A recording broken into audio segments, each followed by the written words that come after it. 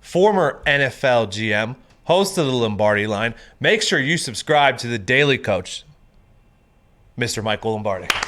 There we go. Oh, Faizan, how are you? I'm doing great, thank you. I'm doing really good. It's this time of the year. You know, we got draft. It's a good time of the year. I love the draft. Big draft guy, Mike. I've been listening to you recently. And did you say this morning, so I wanted to start with this, the number 3 overall pick, the odds are on the move every single day. It was Mac Jones was a heavy favorite, and Justin Fields was a heavy dog, and then Justin Fields took the lead, and then today they're both plus money. I saw you say today that Justin Fields is not going to be number 3 overall, correct? Yeah, I mean, I've been saying that. I said it on the weekend, and here's why. I think this is it's really about what does the guy making the decision want in the quarterback position. And I think when you break down Kyle's background and you break down what he likes, and Kyle, if you know Kyle Shanahan, he's very strong-minded in what he believes at every position, what he wants. And if you talk to anybody who's worked with Kyle or been around Kyle, they would say to you, as they've said to me, the 2 players that he probably likes at the quarterback class would be Mac Jones and Trey Lance. Okay. And because there's some things that Justin Fields has to improve on to make him a more viable player within the framework. And that, of course, naturally that means people start sending me tweets about Justin Fields moving from the pocket and all that. Well, Walsh used to say all the time, very few people can evaluate quarterbacks and even fewer can coach them. And I think sometimes we have too many people that think they can evaluate quarterbacks when they really don't know. And I'm not saying Justin Fields is not a good quarterback, because I know teams that want to pick Justin Fields. However, I think when you compare what they're looking for from Kyle Shanahan's standpoint to where they're going, I think it doesn't fit. Doesn't mean he's not a good player. It just doesn't fit.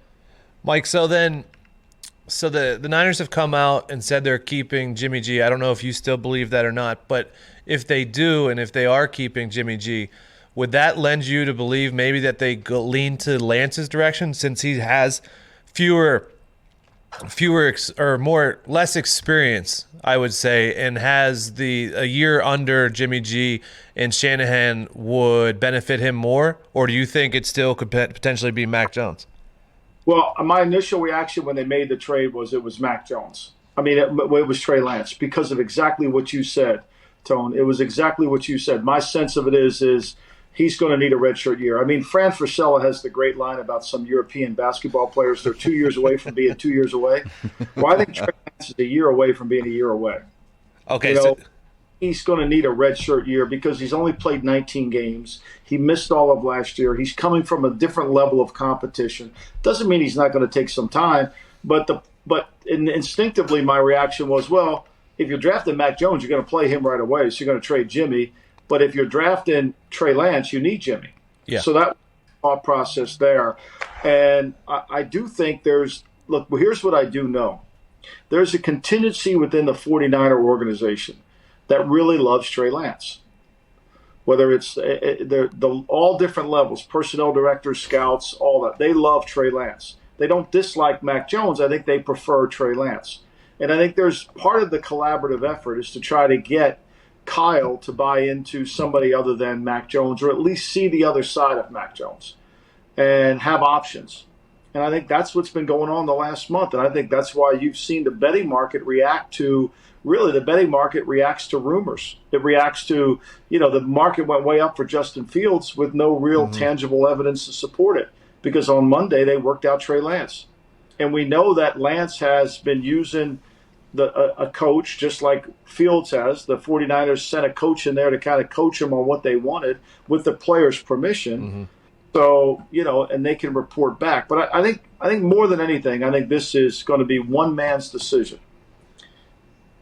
So, and I also heard, did you say the other day that Mike Shanahan is also involved in the process? I would suspect strongly that Mike Shanahan has to be involved. I mean, if your dad's Mike Shanahan and your dad's coached great quarterbacks in his entire career, I mean, from Steve Young all the way through to John Elway to everybody, wouldn't you rely on him for help? Yeah, 1,000. Hey, Dad, hey, Pops, could you take a look at this for me? Yeah. What do you? Yeah. But you look at that, and you're going to get a good answer. Here's what I do know. Last Kyle Shanahan, I wrote a column for The Athletic about why I thought the 49ers would go after Tom Brady.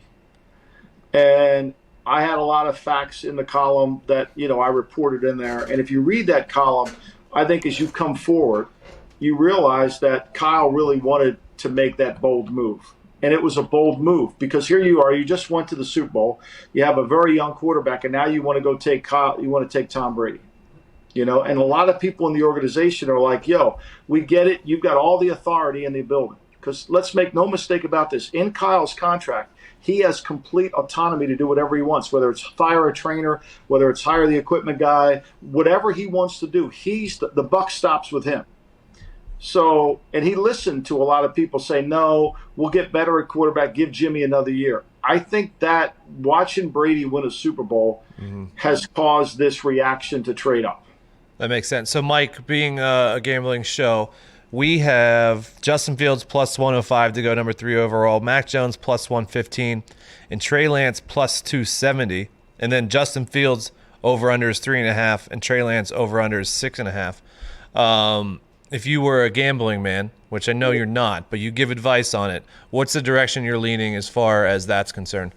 I said this on my show yesterday, and I've said it. If I would take Mac Jones, and like any good bettor, I think you have to offset your bet, right? So you take Mac Jones and offset it with Trey Lance. Because I truly think it's a decision between those two. And I think it's going to be Mac Jones. I really do. I think because the reason I said this, because I think it fits what Kyle wants at the position. If you talk to any former coaches who've been on the staff with Kyle, and you said to them, okay, of these 3 quarterbacks, which one's Kyle picking? They're all going to pick Mac Jones. So, Mike, if Justin Fields doesn't go at 3, where does he go? Does he go at 4 to the Falcons? Does Trey Lance potentially go at 4 to the Falcons? I don't think the Falcons are going there. I think Arthur Smith and Terry Fontenot are kind of in the position of they feel like they could improve their team. They like Matt Ryan. I think initially when this draft process started, they were thinking about a quarterback. I think there's a couple teams, Atlanta, Philadelphia, that are interested in the quarterbacks in next year's draft more than they are in this year's draft. Gotcha. That makes sense. And so I think this will be Kyle Pitts at 4, I think. I think it should be Sewell from Oregon. I really do. I really think it should be Sewell. But Sewell's the one I'm having a hard time with because he is the one player. Belichick used to say all the time in the draft room, just put that guy on the Pro board and then put him on the Pro Bowl board. A guy that was that good. Sewell's one of those guys you put on the Pro Bowl board right away. I mean, he's a left tackle who never gets his uniform dirty. So for me, that's a Pro Bowl type player. And I think if you put him on a team, now his number's at 6.5. Cincinnati should take him at 5. But there's a lot of noise coming out of Cincinnati that they prefer the receiver. Makes no sense to me at all. No, and noise coming out of Cincinnati that they prefer the Big Ten tackle. See, here's the other thing I don't think fans really understand when they break down the draft. You have to have a dossier, like the CIA has on different dictators, of the people making the decision. Right? We know Dave Gettleman's never traded down. So today when an article comes out, he's seriously considered trading down. You know that the probability of him trading down isn't very good. I don't think he knows how to, Mike. Well, he probably doesn't. But if you study the draft and you study how people think, behave, and how they make decisions, and that's what you do, you'll have an idea. The Bengals love Big Ten players. They love Big Ten players. That's the Brown family going back to when Paul ran the team. So does that mean Slater goes ahead of Sewell? It shouldn't, but it could there. There's a lot of uncertainty there. Then when you get to 6, what does Miami do? Everybody says Miami wants a skill player. Yeah, Mike, I was looking at it, and on FanDuel, Jamar Chase, Kyle Pitts, and Sewell are all their over-unders are at 5.5. So it's all based on what the Bengals are doing. Me personally, like you, I would take someone to protect Joe Burrow when they have Tyler Boyd, they have T. Higgins, they have enough weapons on the offensive side that, I mean, you saw what happened to Joe Burrow last year. I would go Sewell there, and you think Kyle Pitts may go number 4. So in that situation, Kyle Pitts and Sewell would be under the 5.5, and maybe Jamar Chase. You just talked about. I know Gumpy wanted to ask you about the Dolphins. Do you think Jamar Chase maybe goes there? Obviously, if he doesn't go to Cincy, everybody thinks Miami's taking a skill player. Now, that doesn't mean it's true. It's just that everybody in the league thinks they're taking a skill player, which means if Shamar Chase makes it to them, they'll take him. And then that leaves Detroit. And I think Detroit, you've got to understand Detroit. And so Detroit, everybody has them taking another receiver.